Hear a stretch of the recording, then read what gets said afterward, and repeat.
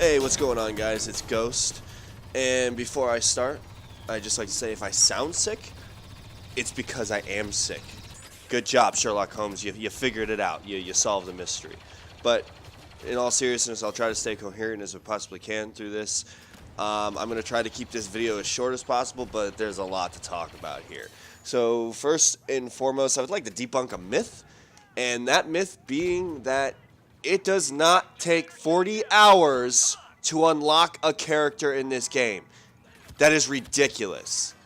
That is an absurd lie that I'm tired of hearing online. Alright, so let me go through this. First to say, I pre-ordered the game. I know this is such a big problem, like I'm just feeding the machine, I'm a piece of shit, what the fuck ever. I only do that because GameStop holds their games for like a week and only gives them to people who pre-ordered. And I didn't want to fucking deal with that. And I wanted to play the game day one, so I made sure I pre-ordered.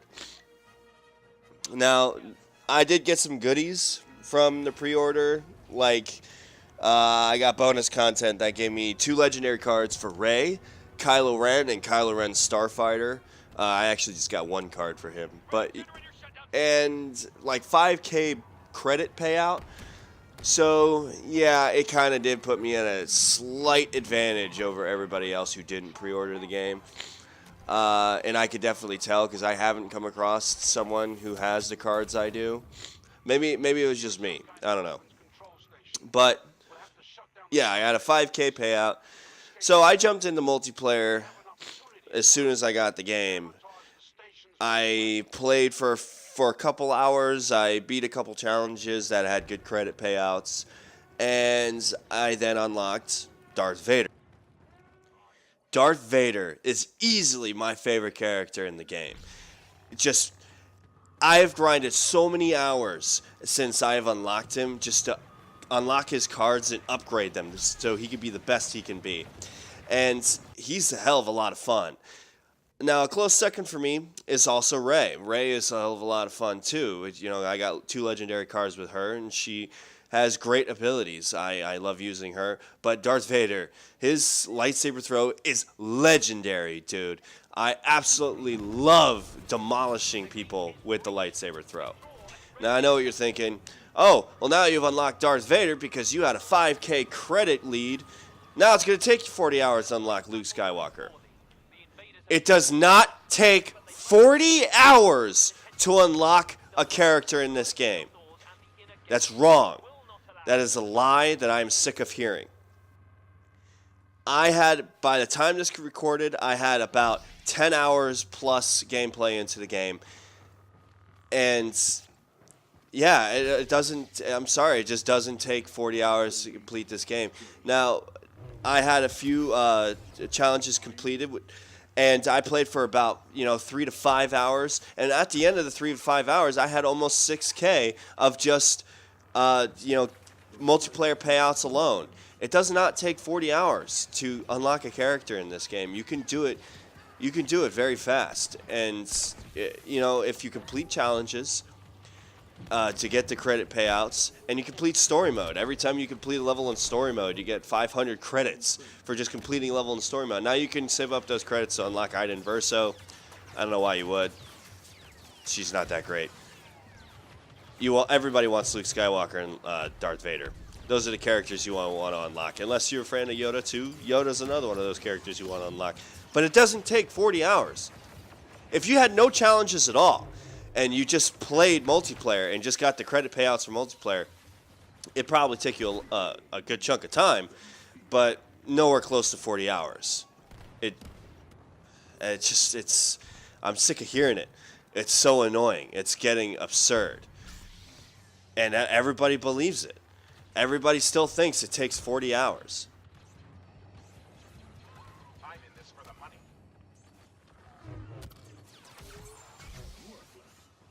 Now, granted, this probably is because EA got, almost shit canned by Disney is what we're all assuming because, they had that phone call with Disney and then all of a sudden the next day they took out the loot boxes thing And then they cut the pricing for characters down prior to that. Yeah, now it probably is because Darth Vader and Luke Skywalker are only 15 grand and not 60. Now, yeah, people need to learn the difference. If it was definitely 60, that's definitely 40 hours. But I'm still hearing people think it's 40 hours after the Switch, and it's not. It just isn't. Sorry. You're wrong. Get over it. All right, time to move on from this subject. I'm getting too heated about it. But let's talk about gameplay, and let's talk about the overall, like, content that we have available in this game currently, right now.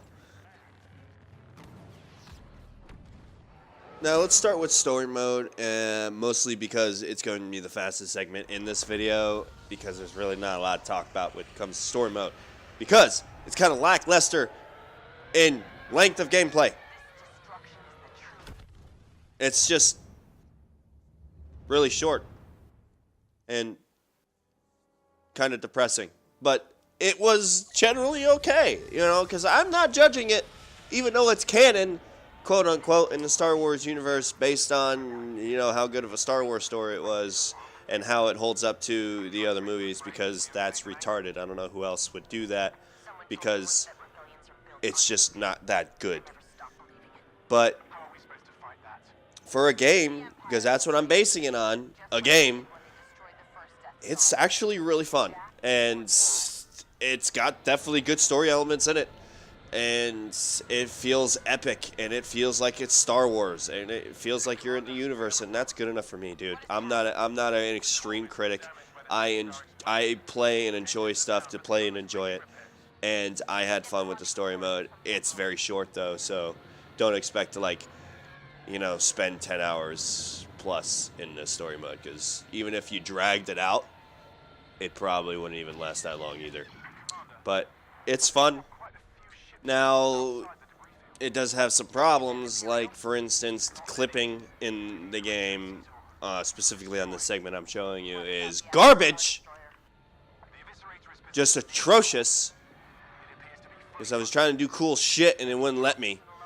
But, upside, there are no,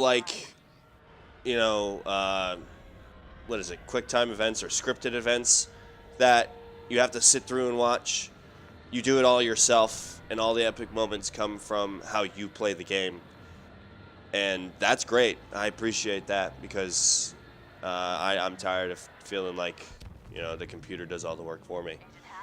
There are definitely some times where, speaking of the computers, the AI, for no reason at all, goes from 0 to 100. And what I mean by that is that they seem fine for a little bit, and then all of a sudden, they're destroying you for no good reason at all.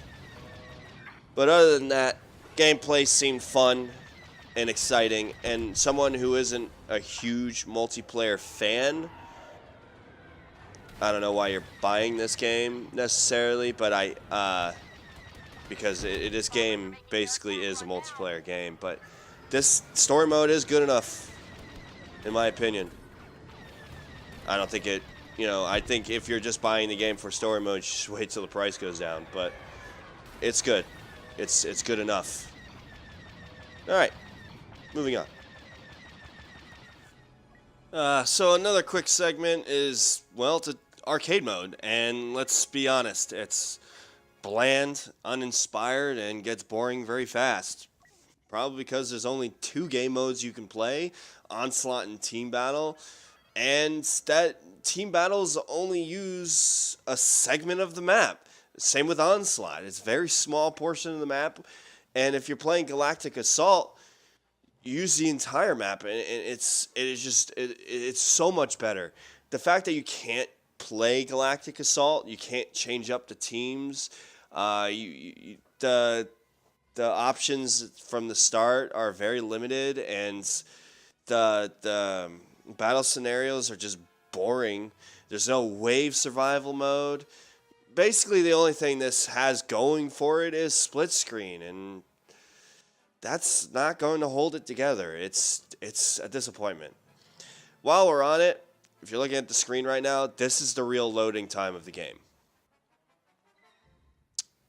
Yeah, I'm not going to have its own segment for this. I feel like I should just put it in here.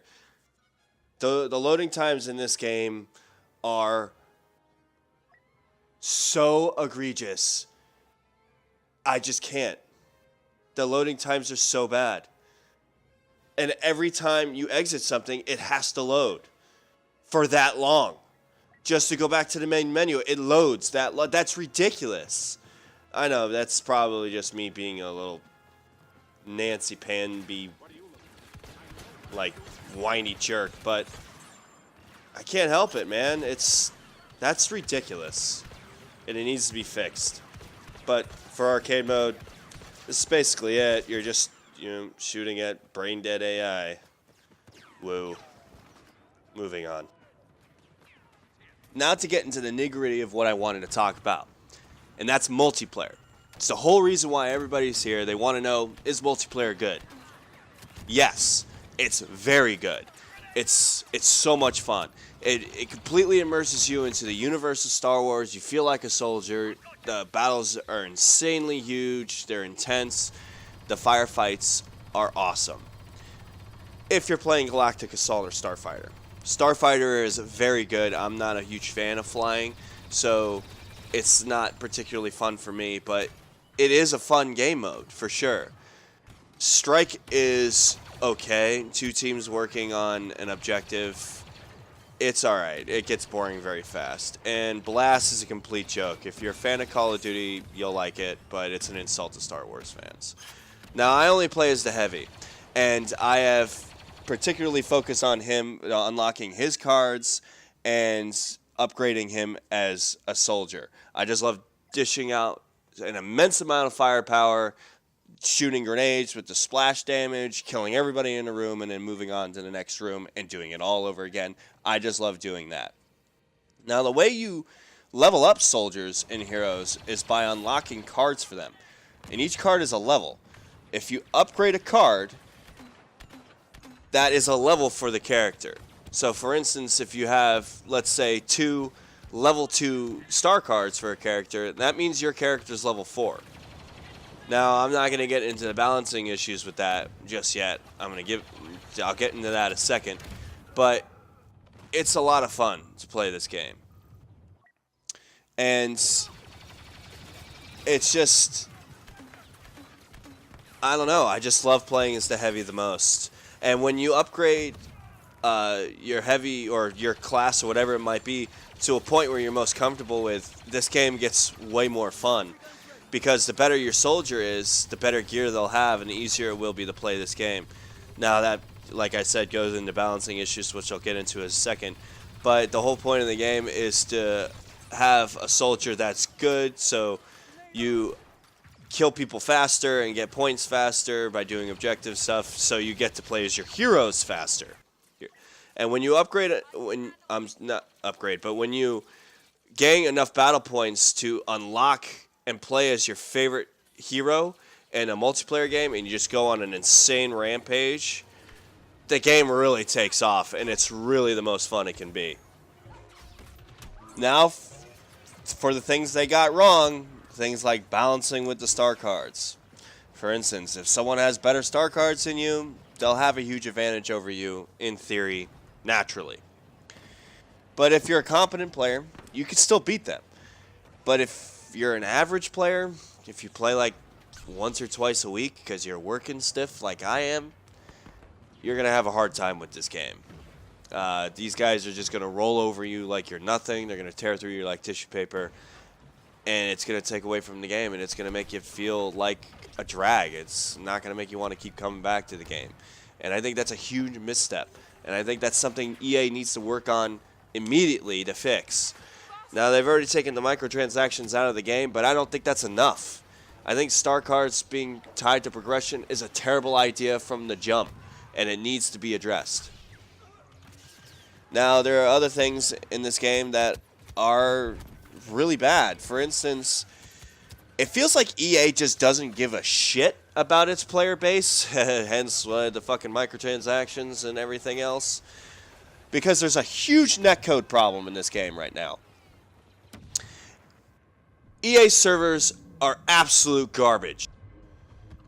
Sometimes they don't work. I've had 2 hard crashes because of it.